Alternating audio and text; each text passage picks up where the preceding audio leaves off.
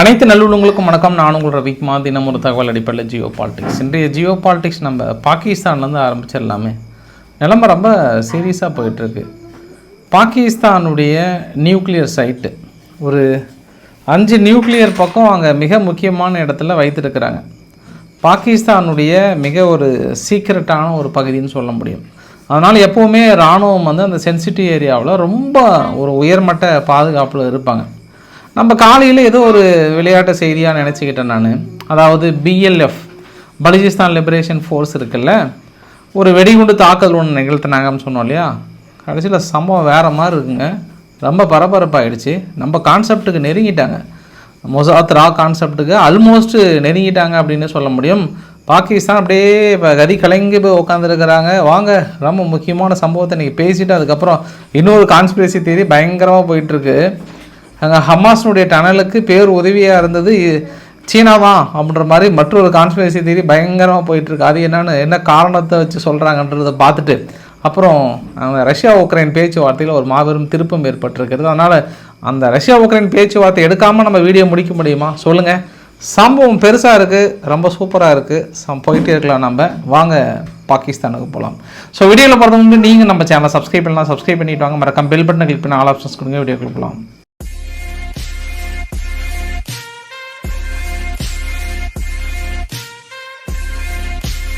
இது மொதல் தகவல் ஒரு 4-5 நாள் கழித்து நம்மக்கிட்ட கிடச்சிருக்கு. நவம்பர் 25 வெளியிட்ட ஒரு தகவல். நான் இதை உங்கள்கிட்ட காட்டிடுறேன். ராய்டர்ஸ் என்ன போட்டிருக்காங்கன்னா, India November Russian oil import 5 month high, அதாவது கெப்லர் டேட்டா படி 5 மந்த் ஹையாக வாங்கியிருக்காங்க. 1.8 மில்லியன் பேரல் ஃபார் டேவுக்கு ரஷ்யா கிட்ட இம்போர்ட் பண்ணியிருக்கிறாங்கன்றாங்க. இதே வாங்கி தான் கொஞ்ச நாளைக்கு முன்பு பணிந்தது இந்தியா, முடிந்தது கதைன்ற மாதிரிலாம் சொல்லி நம்ம யார்கிட்ட அதிகமாக வாங்கணும்னு சொன்னாங்க, சவுதி அரேபியா கிட்ட நம்ம அதிகமாக வாங்கணும் அப்படி இப்படின்னு ஊடகங்கள்லாம் பயங்கரமாக எழுதுனாங்க. உடனே எதிர்கட்சிகள்லேருந்து எல்லாமே என்ன கேள்வி கேட்டாங்கன்னா, இப்போ மோடி அரசாங்கம் ஆல்மோஸ்ட் அமெரிக்காவுக்கு பயந்து இப்போ ரஷ்யா கிட்ட வாங்குறதில்ல, அப்போ பணிந்தது மோடி அரசாங்கமா அப்படின்ற மாதிரிலாம் நிறைய இருந்தது. ஒரு சில என்னுடைய கமெண்ட்டில் கூட போய் பார்த்துருந்தீங்க. இது எல்லாமே இந்த மாதிரி ப்ளூம்பர்க்ஸ் ராய்டர்ஸ் எழுதுகிற பத்திரிகைகளோட செய்தி தான். அப்போ இதே பத்திரிகைகள் தான் நவம்பர் மிடில் ஒரு 15-16 சமயத்தில் என்ன சொன்னாங்கன்னா, இந்தியா சுத்தமாக வாங்கலை, நிறுத்திட்டாங்க, வெற்றி மாபெரும் வெற்றினாங்க. பட் இதே பத்திரிகைகள் தான் மறுபடியும் இந்த மந்த் எண்டு நவம்பர் எண்டில் என்ன சொன்னாங்க, இல்லை கெப்லர் விதிப்படி அதிகமான அளவுக்கு இறக்குமதி பண்ணியிருக்காங்க, நம்ம தான் தப்பாக கணக்கு போட்டோன்றாங்க. அது தெரிஞ்சது தான் சார். நீங்கள் என்னன்னாலும் எழுதிக்கோங்க, என்னன்னாலும் பண்ணிக்கோங்க, ஃபைனல் ரிசல்ட் என்ன கிடைக்கும், நீங்கள் எங்கே நிற்பீங்க அப்படின்றது ஒன்று கூடுதல் தகவல். இரண்டாவது தகவல் என்ன அப்படின்னா, இவங்க ஒரு சில நிறுவனங்கள் பொருளாதார தடை போடுறதுனால அந்த நிறுவனங்கள் என்ன பண்ணுவாங்க, கேன்சல் பண்ணிட்டு கேக்ரான் மேக்ரான்னு ஒரு கம்பெனி உருவாக்கி அந்த கேக்ரான் மேக்ரான்கிட்ட இறக்குமதி பண்ணிப்பாங்க. அவ்வளோதான். So simple. அது எந்த வகையிலும் தடுக்கலாம் முடியாது. முறையாக நீங்கள் ரஷ்யா உக்ரைன் வார நிறுத்தினா தான் ஒரு சொல்யூஷன் கிடைக்கிறது ஒரு கூடுதல் தகவலாக சொல்லிடலாம். ஏன்னா இதை வைத்து பெரிய அளவுக்கான கண்டென்ட்லாம் பேசப்பட்டது. அதுக்கான ஒரு முற்றுப்புள்ளி வச்சுட்டு இப்போ நம்ம இங்கேருந்து கிடுகிடுன்னு போயிட்டு பாகிஸ்தானில் இறங்கிடலாம். இந்த வரைபடத்தில் பார்க்குறீங்களே, இந்த வரைபடத்தில் சாகி அப்படின்னு சொல்லுவாங்க, பலுச்சிஸ்தான் பகுதியில். இந்த பகுதியில் ஒரு எஃப்சி ஹெட் குவார்ட்டர் இருக்குது.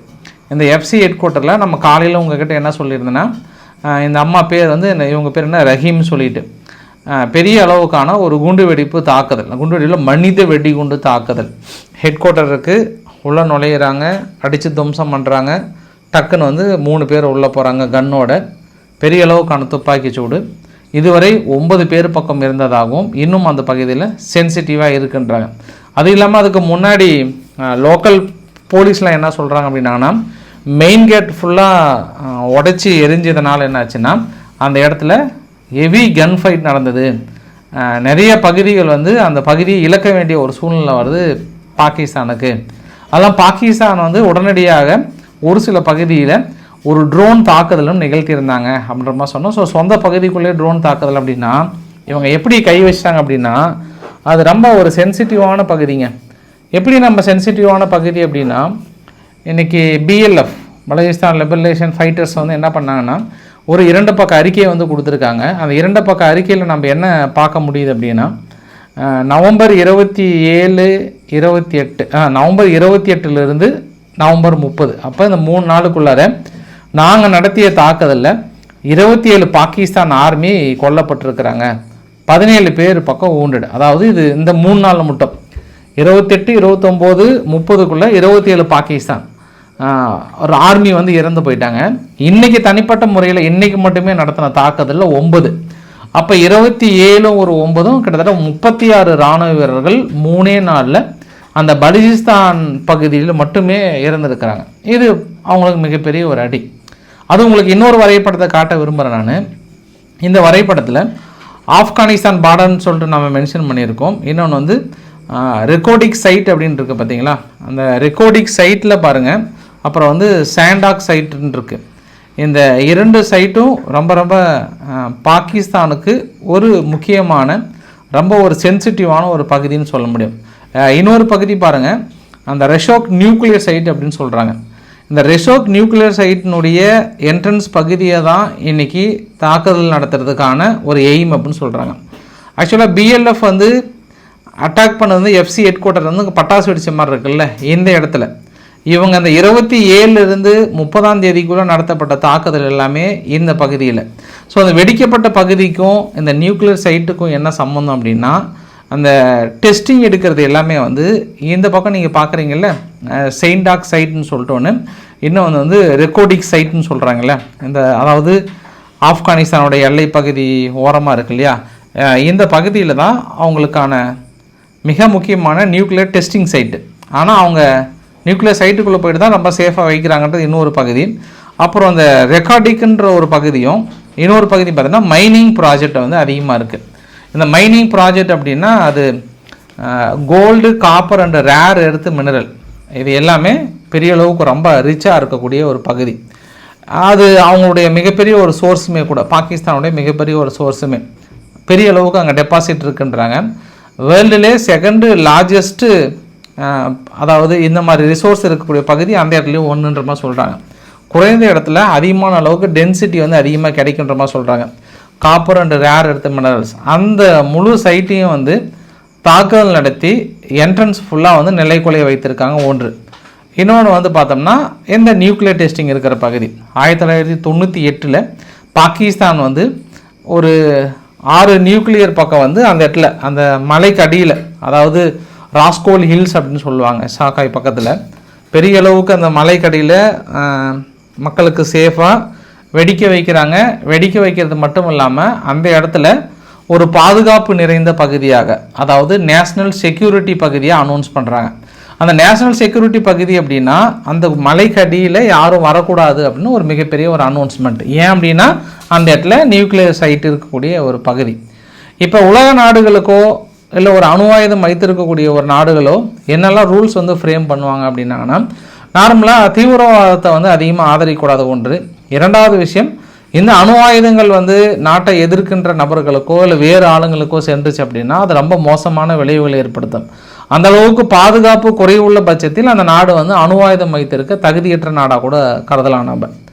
அப்போ இந்த நம்ம பேசிக் டைம்ஸ் என்ன புரிஞ்சிக்கலாம் அப்படின்னா, பாகிஸ்தான் கையில் அணு ஆயுதம் இருக்கக்கூடாதுன்றதில் ரொம்ப தெளிவாக இருக்கிற நாடுகள் 2. ஒன்று இஸ்ரேல், இன்னொன்று வந்து இந்தியா. இஸ்ரேல் என்ன காரணம் அப்படின்னா, இஸ்லாமிக் நாடுகளில் பாகிஸ்தான் கிட்ட மட்டும்தான் இருக்குது.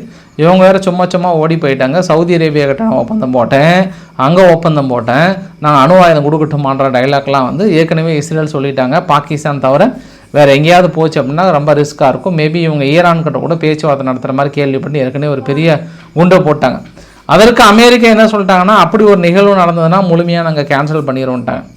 இந்தியாவுக்கு ரொம்ப ஏன் முக்கியம் அப்படின்னா, அணுகுண்டு பாய்ஸோட தொல்லை தாங்க முடியல. சும்மா காலையில் அவங்க அணுகுண்டு போடுறாங்களோ இல்லையோ தூங்கி எழுந்திரிச்சு நம்ம இந்தியா மீது அணுகுண்டு போகிறதுக்கு ரொம்ப தெளிவாக இருப்பாங்க. யாருக்கு டீ குடிக்கிற இடத்துல கூட இந்தியாலாம் ஒரு அணுகுண்டு போட்டால் கூட காலியாருன்னு அணுகுண்டு பாய்ஸ் சும்மாவே டெய்லியுமே டைலாக்காக விட்டு நம்மள பொழந்து கட்டுறாங்க வேறு. அதாவது அப்படி ஐ மீன் வார்த்தையில் சொல்கிறேன் நான்.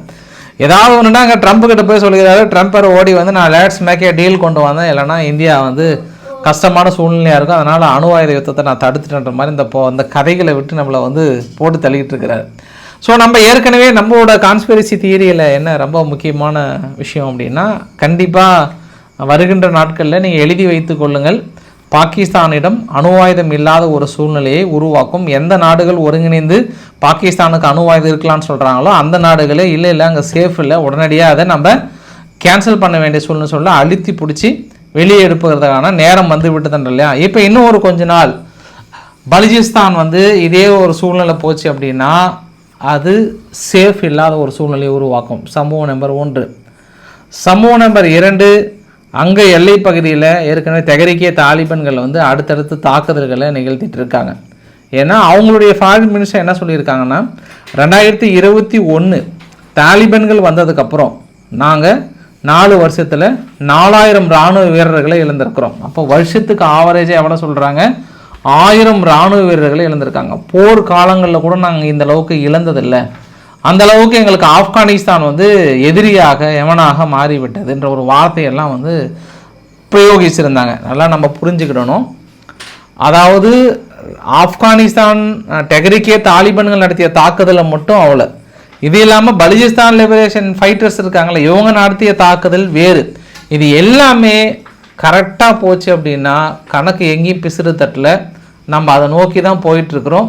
கனக்கச்சிதமாக வேலைகள் நடந்து கொண்டிருக்கிறது.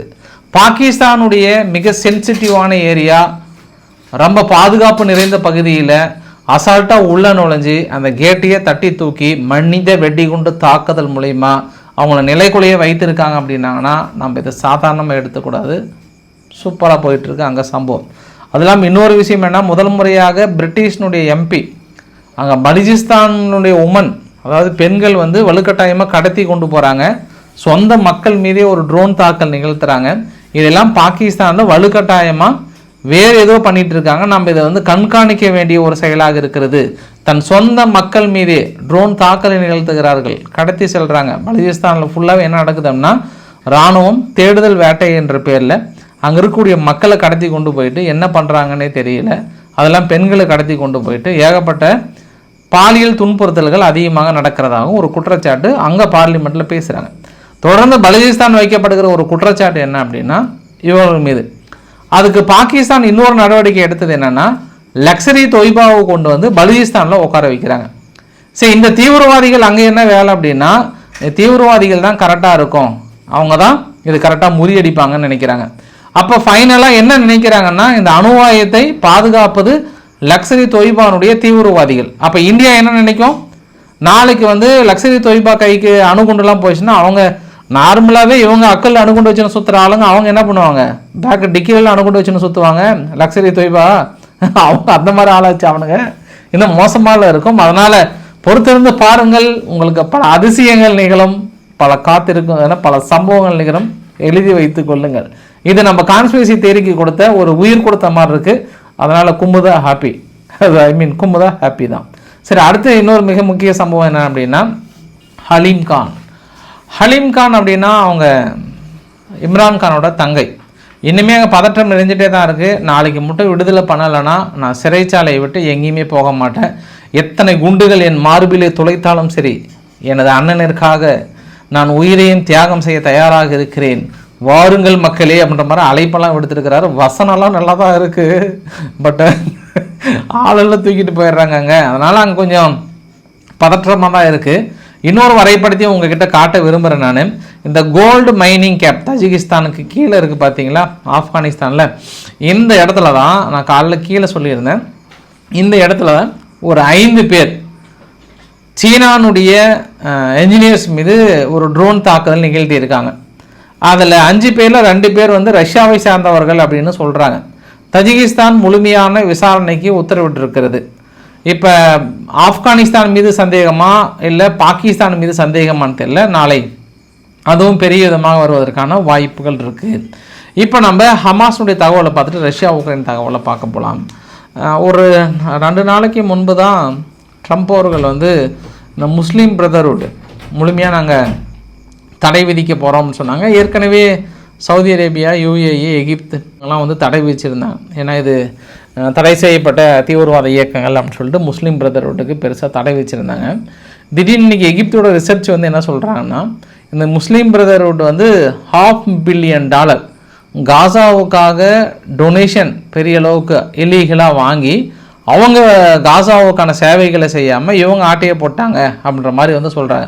அதாவது முஸ்லீம் பிரதரோட ஆர்கனைசர் வக்ஃபுல் அல் ஹுமா 500 மில்லியனுக்கு மேலே காசாவில் ஃபண்ட் ரைஸ் பண்ணி திருடி இருக்கிறார் அப்படின்னு மாதிரி சொல்கிறாங்க. ஏற்கனவே என்னுடைய ஹெட் குவார்ட்டர்ஸ் எங்கே இருக்குன்னா துருக்கியில் தான் இருக்குது. 10 வருஷமாக அங்கேருந்து இயக்கி இந்த அளவுக்கு வந்து கொள்ளையடித்திருக்கிறார்கள் அப்படின்ற ஒரு தகவலை எகிப்தில் இருந்து ஒரு ஆராய்ச்சி கட்டுரைகள் எழுதியிருக்கிறது. சரி, அது ஏற்கனவே தடை விதிக்கிறதுனால நான் இது ஏன் காசாவை லிங்க் பண்ணி நான் சொல்கிறேன் அப்படின்னா, நான் நேற்று கூட சொன்னேன், நிறைய இது மாதிரி இப்போ எக்ஸலத்தில் வந்து அங்கே நிறைய கஷ்டப்படுறாங்க, அப்படி பண்ணுறாங்க இப்படி பண்ணுறாங்கன்னு சொல்லிட்டு நிறைய இண்டிவிஜுவலாக டொனேஷன்லாம் கேட்குறாங்க.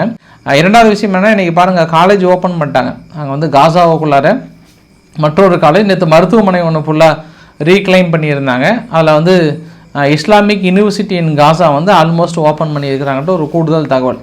அப்புறம் நேற்று கமெண்ட் பண்ணியிருந்தாங்க, அந்த மருத்துவமனை குறிப்பாக காசாவுக்குள்ளார வந்து அல்ஷிஃபா மருத்துவமனையை கட்டினது ஹமாஸ் அப்படின்னாங்க. ஹமாஸுக்கான ஃபண்டிங் சோர்ஸ் வந்து சிங்கிள் பைசா கூட எங்கேயுமே யாரும் ஓப்பன் பண்ணலை. அந்த ஃபண்டிங் சோர்ஸ் முழுக்க யார் பண்ணது அப்படின்னா மலேசியா பண்ணாங்க. ஹமாஸ் வந்து புனரமைப்பதற்கான வேலையில் ஈடுபடல. அது ஐநா தலைமையில் தான் அங்கே நடந்திருக்கு. அதுக்குன்னு ஒரு டீம் இருக்குது.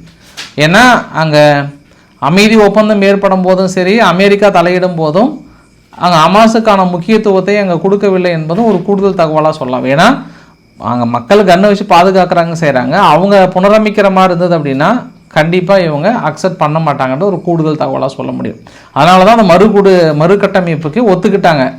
ஹமாஸ் தான் மறுபடியும் மறுகட்டமைப்பு பண்ணுறாங்க அப்படின்னாங்கன்னா அது பெரிய ஒரு, அதாவது அந்த அல்ஷிஃபா மருத்துவமனையை ஒத்துக்கொள்வதற்கான வாய்ப்புகள் இல்லை. ஏன் அப்படின்னா இன்றைக்கி பெரிய ஒரு கான்ஸ்பிரசி தியரி, இன்றைக்கி இஸ்ரேல் வந்து நல்லா தேடி என்ன பண்ணாலும் சரி, அந்த டனல் மட்டும் பார்த்தீங்கன்னா புதுசாக அவங்களால கண்டுபிடிக்கவே முடியல. இன்றைக்கி ஒரு சில சீனானுடைய டெக்னிக்கலாக ஒரு சில இதெல்லாம் எடுத்ததாக வந்து சொல்கிறாங்க இஸ்ரேல் தரப்பில். அதை முழுமையாக ஆய்வுக்கு உட்படுத்தியிருக்காங்க. இதுக்கப்புறம் ரிசல்ட் வரும். அதில் என்ன சொல்கிறாங்கன்னா, இந்த வரைபடத்தை பார்க்குறீங்க இல்லையா, வரைபடத்தில் அவங்களுடைய டனலே பார்த்தோம் அப்படின்னா ஹாஸ்பிட்டல், ரெசிடென்ஷியல் பில்டிங், அப்புறம் வந்து ஃபார்ம்லேண்ட், இதுக்கு அடியில் தான் அந்த எஸ்ன்னு இருக்குது பாருங்கள், ஜின்னு இருக்குது பாருங்கள் இங்கே. அதுவும் ஒவ்வொரு டனலுக்குள்ளேயும் பார்த்தோன்னா லாஜிஸ்டிக்ஸ் ஹால் தனியாக இருக்குது, பிளான்டூன் ஹால் தனியாக இருக்குது, அப்புறம் ஷெட்டர் தனியாக இருக்குது, ஆஸ்டேஜியஸ் ஹால்னு தனியாக ஒதுக்கியிருக்காங்க, ஹோப்ஸ் ஹால். இது மாதிரி வந்து தனிப்பட்ட முறையில் ரொம்ப வெல் பிளான்டாக பயங்கர எக்ஸிக்யூட் பண்ணி வேறு மற்ற நல்ல ஒரு வளர்ந்த நாடு வந்து உதவி செய்யாமல் இந்த அளவுக்கு வந்து இவங்க வந்து வாய்ப்பே கிடையாது. அது அண்டர் கிரவுண்ட் ஆன்டி டன்னல்லாம் வந்து வைத்திருக்காங்க அப்படின்றது ஒரு கூடுதல் தகவல். ஏன்னா இங்கே நம்ம ஒரு பெரிய நகரம் அண்டர் கிரவுண்டு நம்ம தோண்டணும் அப்படின்னாவே வந்து ஒரு பெருசாக இங்கே நம்ம மெட்ரோலாம் கட்டுறோம்ல, அதுக்கே இங்கே எவ்வளோ ரிஸ்க்காக இருக்குது. ஒரு பெரிய ஒரு மிஷினை கொண்டு வந்து தோண்டி அந்த ஏரியா பாதுகாக்கப்பட்டதை அனௌன்ஸ் பண்ணி எவ்வளோ ரிஸ்க் இருக்குல்ல. ஆனால் இது எல்லாம் தாண்டி அந்த உள்ளே பண்ணியிருக்காங்க அப்படின்னா அது கண்டிப்பாக அது சீனா வந்து உதவி செஞ்சுருப்பாங்க அப்படின்ற கோணத்தில் இஸ்ரேல் வந்து ஆராய்ச்சி பண்ணியிருக்காங்க. ஏன்னா ரீசண்டாக அவங்க நிறைய டனலில் வந்து சீனாவுடைய டெக்னாலஜியை வந்து இம்ப்ளிமெண்ட் பண்ணியிருக்காங்கன்றாங்க.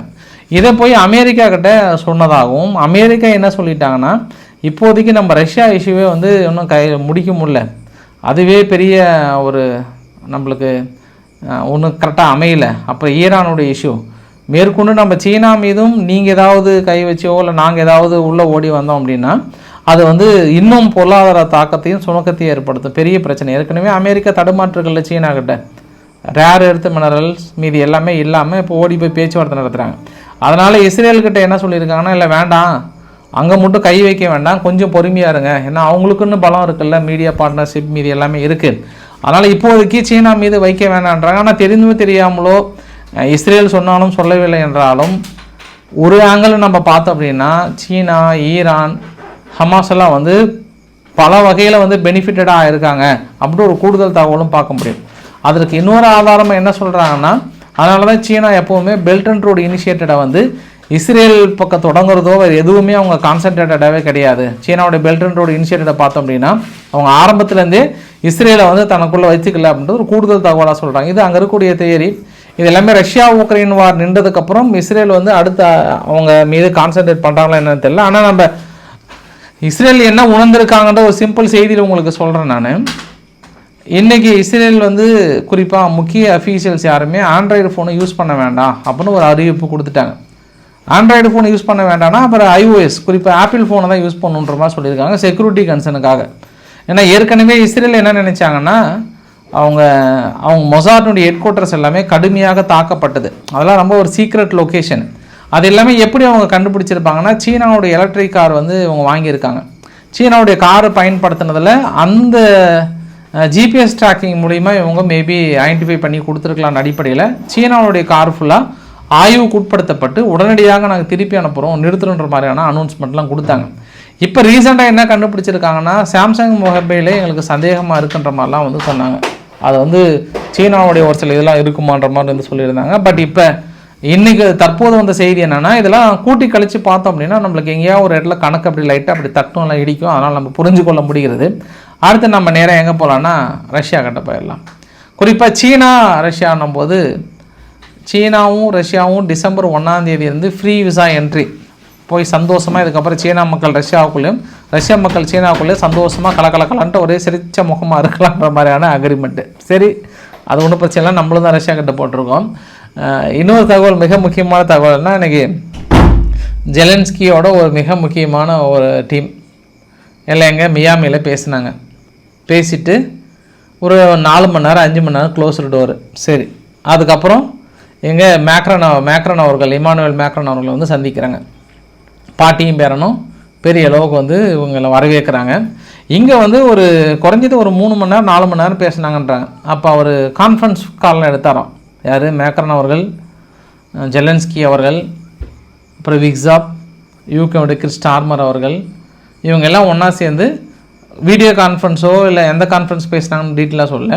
ஆனால் இது முழுக்க இதெல்லாம் முடிச்சதுக்கப்புறம் ஒரு 4-5 மணி நேரம் இவங்க தனிப்பட்ட முறையில் பேசுனதுக்கப்புறம் இந்த யுத்தம் கண்டிப்பாக முடிவுக்கு வரும், கூடிய விரைவில் வந்து ஆஸ் சூன் ஆஸ் பாசிபிள், எந்த அளவுக்கு முடியுதோ அந்த அளவுக்கு நாங்கள் கொண்டு வரோன்றாங்க. நிஜமாகவே இந்த பக்கம் ஃப்ரான்ஸ் வந்து இந்த போர் நிறுத்தம் பெறுவதற்காக தான் சொல்லியிருப்பாங்களா? அதே கதையை சொல்லியிருக்க மாட்டாங்க. இன்று அமெரிக்காவோட ஊடகங்கள்லாம் என்ன சொல்கிறாங்கன்னா வழக்கம் போல் உள்ள மறுவைத்த நபர்கள் உள்ளே போய் எட்டி பார்த்த மாதிரி ஜெலன்ஸ்கியோட கோரிக்கை எல்லாம் வந்து நிராகரிக்கப்பட்டதாகும்.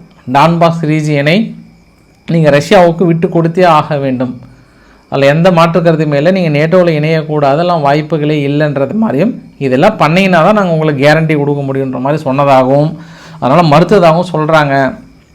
ஆனால் இவங்க டீம் வந்து ரஷ்யா கிட்ட பாட்டிங்கிட்டி பேரங்கிட்டி பார்த்து இல்லை நாங்கள் சக்ஸஸ் அடைஞ்சிட்டு மாதிரி சொல்கிறாங்க.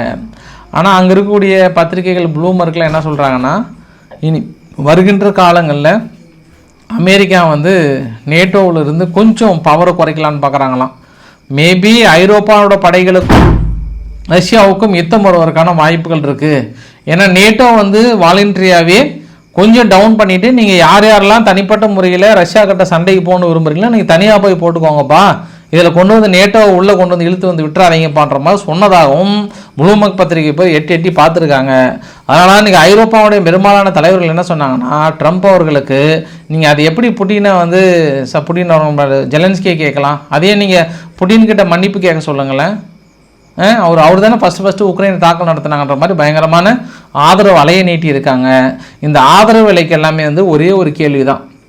இன்றைக்கி ராய்டர்ஸ் என்ன பண்ணாங்க, பக்கமாக எழுதியிருந்தாங்க. அது ரொம்ப சிம்பிளாக நம்ம பாஷையில் சொல்லணும் அப்படின்னா உக்ரைன் வந்து இந்த டிசம்பர் எண்டுக்குள்ளார எங்களுக்கு 1 பில்லியன் வெப்பன் வேணுன்றாங்க. யாருடைய வெப்பன்? அமெரிக்காவுடைய வெப்பன் வேணுமா?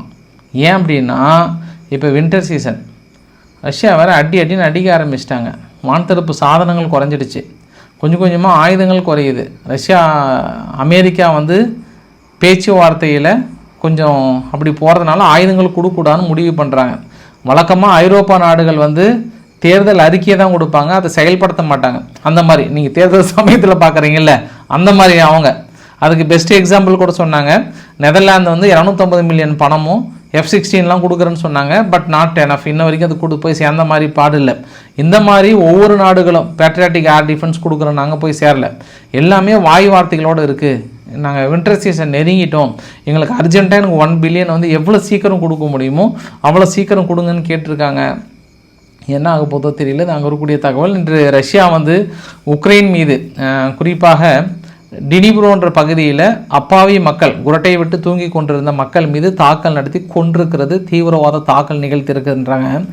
இவங்க என்ன பண்ணிட்டாங்க, உக்ரைன் ஆளுங்க பாருங்கள், ரஷ்யாவுக்குள்ளார ரிசர்ச் இன்ஸ்டியூட், என்ன மாதிரி ரிசர்ச் இன்ஸ்டியூட் அப்படின்னா மிலிட்டரி கிரேடு லேசர் சிஸ்டம், அதில் வேலை செய்யக்கூடிய ஒரு நபர், ஒரு டாக்டர் ஒருத்தர், பிஹெச்டி டாக்டர், அப்புறம் மேத்தமெட்டிக்கல் சயின்ஸ் ஸ்பெஷலிஸ்ட் ஒருத்தர் குவாண்டம் எலக்ட்ரானிக்ஸில், அவரை வந்து கொல்லணும்னு முடிவு பண்ணியிருக்காங்க.